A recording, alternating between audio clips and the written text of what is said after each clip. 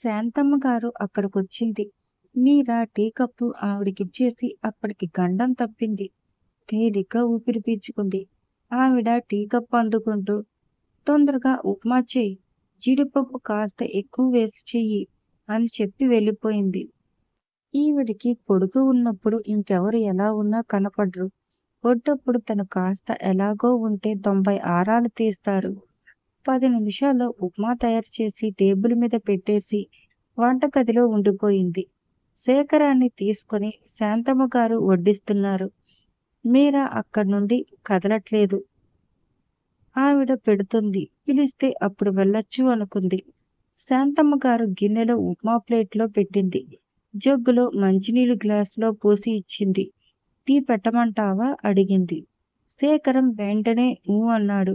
ఒకసారి దగ్గరగా చూడాలని ఉండతనికి. ఇప్పుడు తల్లి ఇక్కడే కూర్చుంది కాబట్టి మీరా టీ తీసుకొస్తుందని, ఇప్పుడు అతనికి టీ అక్కర్లేకపోయినా కావాలని అతను రాగానే వెంటనే మీరా లేచి వెళ్ళిపోయింది. అప్పుడు వెనక నుంచే చూశాడు. అప్పటికే ఆమె గుమ్మం దాటిపోయింది.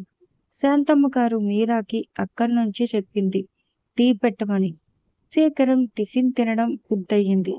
తల్లి ఏదో కబుర్లు వింటూ కూర్చున్నాడు. మాట్లాడుతున్న శాంతమ్మ గారు అయ్యిందా టీ అని అడిగింది.